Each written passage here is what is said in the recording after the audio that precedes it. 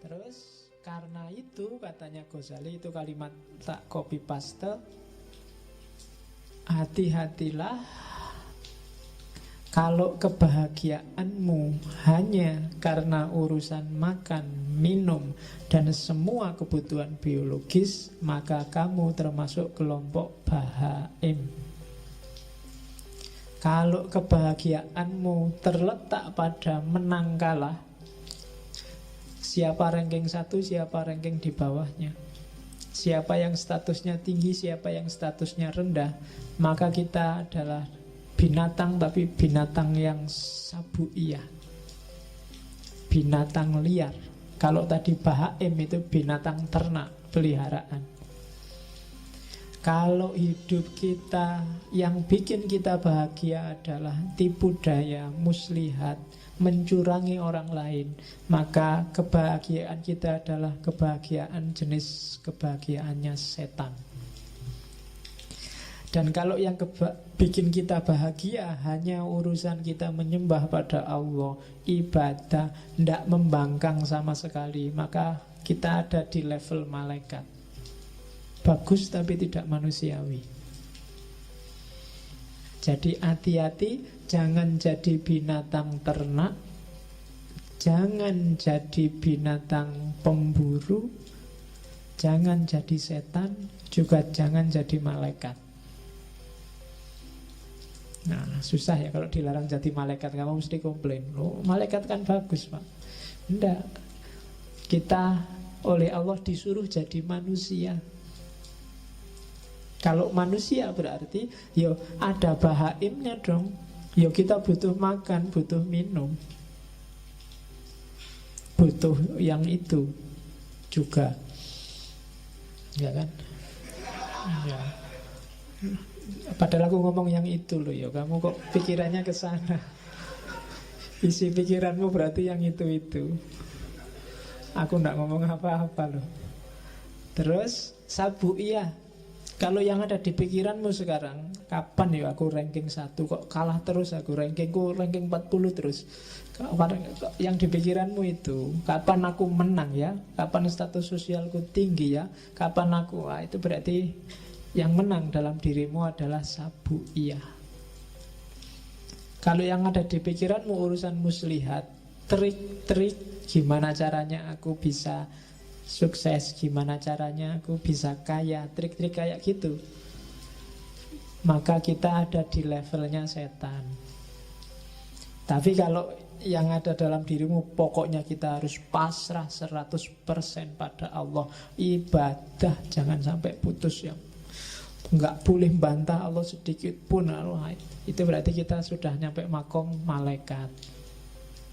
Dunia sudah tak tinggal, pokoknya aku hanya Allah saja. Ya enggak apa-apa, itu berarti makomnya malaikat. Cuma kalau malaikat tidak ada bahaimnya, kamu puasa terus, kamu sholat terus, tanpa makan, tanpa ngopeni hidup dunia juga tidak manusiawi. Tidak ada sabuiyahnya, kamu nggak punya hasrat, nggak punya ambisi, nggak punya cita-cita, kamu juga tidak manusiawi, tidak akan bisa menjalankan perintahnya Allah untuk jadi khalifah di muka bumi. Kalau kamu tidak kayak setan, tidak cerdas, tidak kreatif, ya kan? Licik itu bagus untuk hal yang baik. Setan itu kan untuk hal yang jelek. Licik itu kan berarti mikir, nyari celah yang orang lain nggak melihat. Oh, itu untuk hal-hal yang bagus. Kamu namanya kreatif. Gitu loh. Ya kayak Hasan bin Sabah tadi kan, hasasin kan, dia nggak bunuh kan, itu kan pinter bahasa, karena jahat maka namanya licik. Tinggal naruh pisau di bantalnya musuhnya, sudah selesai. Nggak perlu harus ngebom lah, nggak perlu bom bunuh diri lah, nggak perlu capek-capek. Naruh aja di, kalau ada mobil Jokowi lewat, kamu taruh pisau di kursinya Jokowi, itu selesai. Kalau kamu nggak ditangkap ajudannya loh. Jadi coba hati-hati, dikontrol lagi apa yang bikin kamu bahagia. Kalau yang bikin kamu bahagia luar biasa adalah ketika kamu ranking 1 dan semua temenmu kalah, maka ada sabuiyah yang dominan dalam dirimu.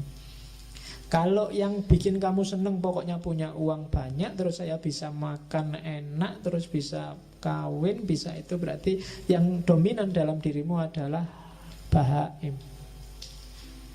Kalau yang ada di kepalamu hanya gimana caranya saya mengabdi 100% pada Allah, gimana caranya meninggalkan dunia yang tidak penting, maka kamu ada di level malaikat. Oke, itu teori selanjutnya tentang kebahagiaan dari Kimiaus Sa'adah. Oleh karena itu, katanya Ghazali, untuk bahagia waspadai dua hal dan penuhi satu hal. Waspadai syahwat dan amarahmu, dan carilah bekal ilmu. Untuk ngerti semua tadi, untuk bisa kamu muhasabah secara pas dan sesuai, satu-satunya jalan adalah ilmu. Kamu ngerti yang sedang main ini binatang apa malaikat, harus ngerti ilmu. Kalau enggak, ya kamu enggak bisa muhasabah dengan baik. Nah, ini kan ujungnya sebenarnya sama kayak Plato dan Al-Farabi kemarin. Jalan untuk bahagia itu ya ilmu. Dengan ilmu orang bisa melakukan kebaikan. Setelah dia melakukan kebaikan pasti bahagia. Kalau di Ghazali kan dibalik. Karena kalau orang awam ujuk-ujuk disuruh pakai ilmu mesti males. Wah, kok ilmu belajar ya, baca buku ya, mau males duluan. Tapi diawali dari kamu pengen hidup enak enggak? Ya pengen. Kalau pengen hidup enak, ya kontrol dong nafsumu, amarahmu. Nanti kamu bisa bahagia. Caranya gimana? Ya ilmu. Jadi ilmunya di belakang. Kalau orang awam lebih enak ditawari manfaatnya dulu. Kalau ditawari ilmu di depan sudah males. Belajarlah biar kamu pinter. Males wis tahu mesti. Wis kan dhisik ya ngono. Cuma kalau dibalik, wah, pinterlah. Kalau pinter kamu dapat manfaat gini. Caranya gimana? Ya belajar. Itu kan lebih ringan kalau bagi orang awam. Tapi kalau belum kamu dikasih sholatlah, tahajud.